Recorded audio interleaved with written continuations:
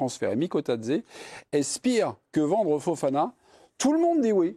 Tout le monde dit oui, sauf Grégory Schneider. Voilà. Vous préférez... Oui, c'est le Joker. C'est quoi votre carte? Duel surprise. Duel surprise. Duel surprise. Alors vous convoquez quelqu'un en duel. Est-ce Pia? Est-ce Féfé? Ou est-ce Bernard Lyons? C'est mon collègue. Okay. C'est Félix? Oui. Okay. Courage. C'est le petit jeune. Ok. Enfin, Et tout le monde dit oui, sauf... Il s'appelle Félix. Tu cherches depuis tout à l'heure, c'est Félix. J'aime bien dire collègue. Je vais mettre collègue. Collègue, c'est la gendarmerie. Est-ce qu'on est prêt en régie? On envoie le jingle ou pas? Tout va bien? Merci Jacouille. Mikotadze, donc transfert Mikotadze, espère que vendre Fofana. Tout le monde dit oui, sauf Grégory Schneider. Grégory, vous êtes à l'origine du duel? Non. Bah non, c'est vous qui commencez, Grégory. Ah bah c'est vous qui commencez. Pourquoi? On vous écoute. J'ai jamais été fasciné par Mikotadze. À chaque fois que je l'ai vu jouer, c'est un bon joueur, c'est un très bon joueur, mais j'ai jamais pensé que c'était le top. Et c'est pas les échos que j'ai eu à Metz, par exemple, qui est un club où je vais de temps en temps.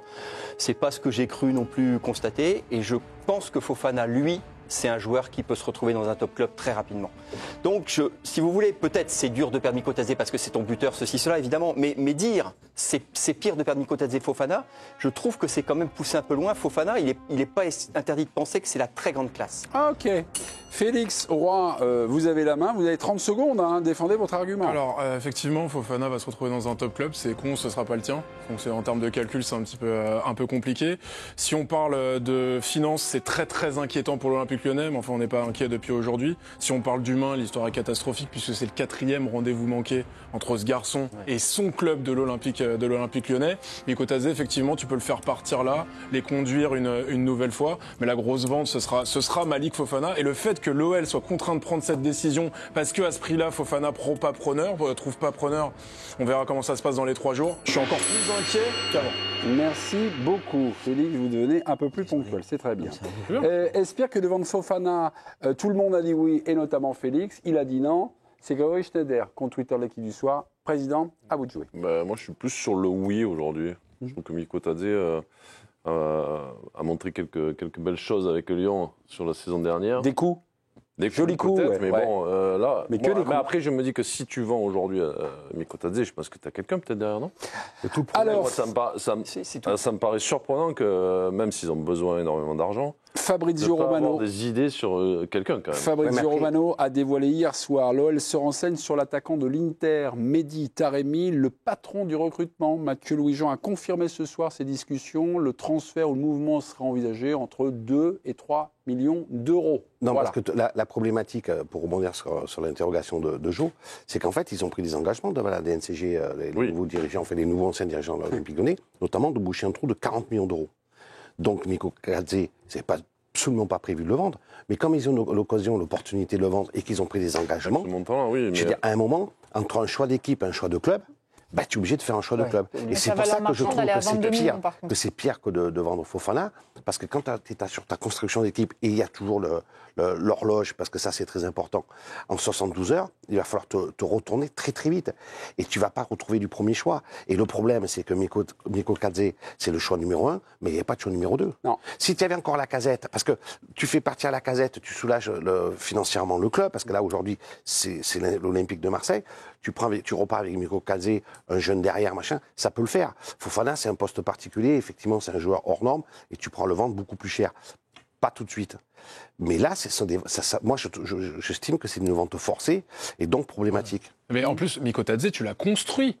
Tu l'as construit l'année dernière. Mikotadze, tu l'as mis dans l'ombre parce que Taremi, c'est un bon joueur. Taremi, c'est un bon joueur, mais il n'est pas du tout polyvalent comme Georges Mikotadze. Donc tu l'as construit l'année dernière, dans l'ombre de la Casette, à être 9,5, à aller dépanner sur le côté, à nouer des automatismes avec ses coéquipiers. Et là, tu dis non, mais en fait, le buffet, il va jamais partir. On va vendre la table de chevet et puis on va prendre Taremi au dernier moment. Franchement, c'est compliqué pour Lyon, mais encore une fois, c'est vraiment, ça me rend très très inquiet, quoi. En fait, ça dépend sur quel plan, au niveau du temps, on se situe. Parce que si tu penses à échelle longue, forcément, c'est Malik Fofana qu'il faut garder. Parce que le potentiel sportif et financier du joueur, il est supérieur à celui de Georges Mikotadze. Si tu regardes dans l'urgence dans laquelle est l'Olympique Lyonnais, d'abord, premièrement, Mikotadze, il est plus important sportivement actuellement que Malik Fofana dans l'équipe. Et deuxièmement, il vaut beaucoup moins cher. Donc si tu le vends maintenant, sachant que sa valeur, elle est à 22 millions et Malik Fofana, il est à 60 millions côté, bah, tu perds 2 fois sur les 2 tableaux. Pia et Félix, moi je reviens à notre président, qui aime bien le joueur Georges Mikotadze, mais vous ne l'avez pas trouvé encore très très impactant. Alors on vous dit peut-être l'an dernier, c'était la saison, on va dire, où on se met, voilà. Il a mis 17 buts et 10 passes D quand même. Moi, je trouve qu'il a fait une belle Bien saison. sûr, Alors, ouais. peut-être que sur des coups, comme tu dis, mais bon, il y a des attaquants qui font.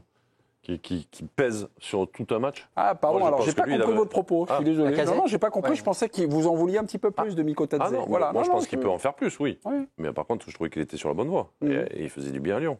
Après, je ne veux pas être trop de mauvais augure, mais attention, hein. C'est pas parce que Mikotadze part que Fofana partira Ouais, pas. Parce que si lundi à 10h du matin, tu as comme Languet qui vient et qui fait banco sur Fofana, parce que c'est un prospect joueur, là, player, comme on appelle ça, etc.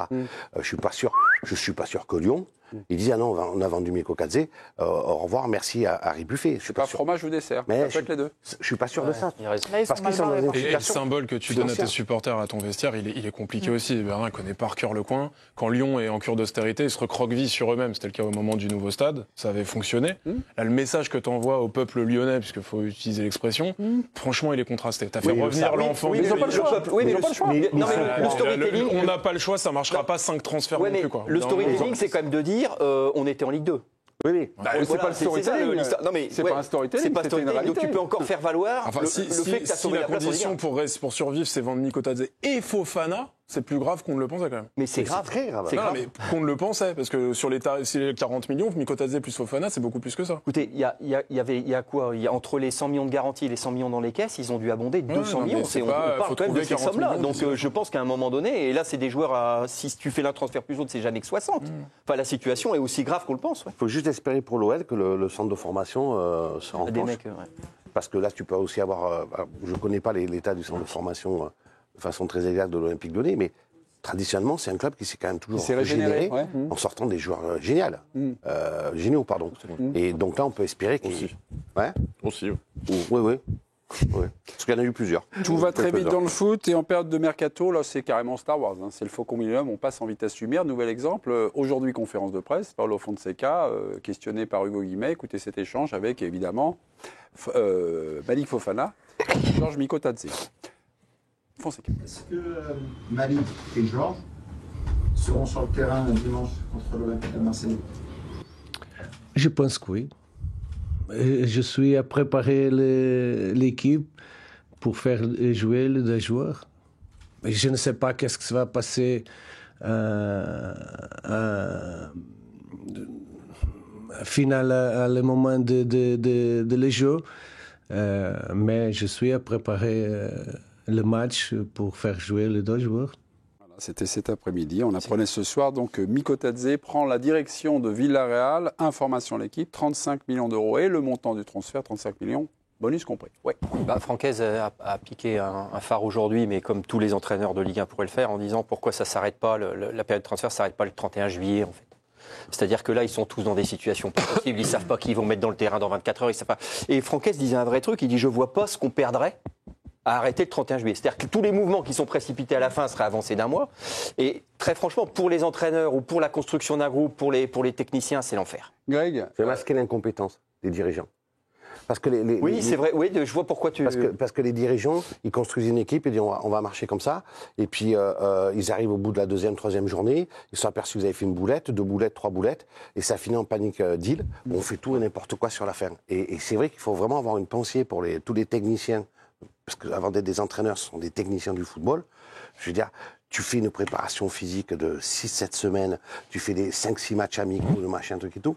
Aujourd'hui, moi, j'en discute souvent avec les entraîneurs. Je dis, mais ce que vous faites, votre travail, ça sert à rien. Parce que tu prépares au mieux tes meilleurs mais joueurs c'est vrai, pour d'autres clubs. Tu mets en place des circuits de jeu préférentiels où là, c'est des techniciens, tu te prépares ta tactique, etc. Tu te retrouves au 1er septembre, tu as la moitié de ton équipe qui est partie.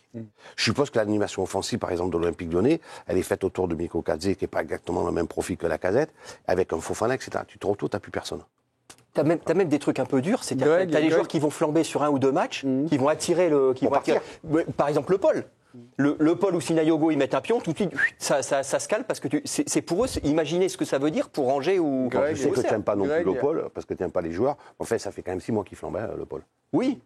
Encore fallait-il qu'il confirme. Mais ce que je veux dire, c'est que vrai si qu'en ton deux joueur matchs, est en vue, en fait, c'est il a une très confirmé. mauvaise affaire d'avoir un joueur important en vue les 2 premiers matchs. Mais Greg, tu sais que si tu t'enlèves un mois par le bout droit, tu le rajoutes par le bout gauche. Parce que le but, c'est que ça soit la même durée parce que tout le monde croque et que ça fait marcher l'industrie. Ouais, mais du foot. au moins. En fait, si tu le rajoutes par la gauche, ça va être en compétition Ouais, aussi mais- sur les matchs importants. Oui, Donc, mais comme dit Bernard, au moins tu sécurises ta préparation physique, c'est des joueurs que tu as après. Enfin, si c'est un match de barrage et que commence à avoir des rumeurs sur ton attaquant machin, le même problème va se poser. En fait, c'est peut-être que le mercato est trop long, tout simplement. Non, puis ça fausse le championnat. Ça fausse ce championnat. Parce que les équipes que tu joues au mois d'août, c'est pas les mêmes au mois de septembre. Vous êtes favorable à ce que finalement la fin du mercato coïncide avec le début du championnat? Ah mais non, mais moi je trouve que c'est un scandale absolu. Ben voilà. Je veux dire, c'est l'analyse dans le football.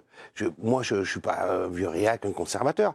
Je pense juste au football. Moi, j'aime le jeu, le football, et j'aime l'équité d'une compétition. Et je suis désolé. Je veux dire, l'équité d'une compétition, c'est on part tous sur la même ligne de départ et on arrive tous à la même ligne d'arrivée. Parce que tu pars de ça, mais il y a le mercato d'hiver aussi. Ouais. C'est-à-dire que tu as un entraîneur, il prépare son équipe pendant 6 ou 7 semaines. Ça débute, au bout de 3 journées, il perd la moitié de son équipe. Il y a quelques joueurs qui sont un peu mis de côté. Tu leur dis, bon, ben, tu vas te battre pour gagner ta place. Non, ils appellent leur agent. Tu me fais partir à Noël au mercato d'hiver. Donc, tu repars au début décembre avec 1 mois, plus 1 mois avec l'ouverture du mercato d'hiver. Il n'y a qu'à partir du, à peu près début février et encore, où ils sont peinards jusqu'à la fin de la saison, parce que les joueurs qui jouent pas, ben, ils sont obligés de se battre pour essayer de gagner leur place et tu fais fonctionner la machine. Mais ça, c'est la machine du sport. Le reste, c'est que du business. Et moi, je trouve ça scandaleux, mais absolument scandaleux. Il y a quelques années, je crois que la Première Ligue avait fait une tentative en disant notre marché des transferts va s'arrêter au moment où le championnat débute, mais finalement, les joueurs du championnat d'Angleterre avaient l'occasion de quitter l'Angleterre pour rallier d'autres. Il faut que ça soit harmonisé, mais on va Au dire niveau, au minimum, alors moi, parce que je suis pas, d'un point de vue européen. je suis pas, Ouais, puis même je suis pas une FIFA, vraie parce que berbe. maintenant, t'as la Turquie, t'as Au moins l'Arabie Saoudite, Saoudite, machin. Mais au moins au niveau européen. Au moins au niveau de l'UEFA. Parce qu'après, tu peux encore aller en Turquie, parce que le championnat ferme plus tard, etc., etc., etc. Ouais, mais tu te fais. Là, c'est dur parce que tu te fais pomper des joueurs, mais tu peux même pas les racheter parce que toi, ta date elle est bloquée. Enfin, pour toi, c'est l'enfer. Enfin, c'est surtout que tu n'as plus de sous. Oui, en plus, C'est surtout ça le truc.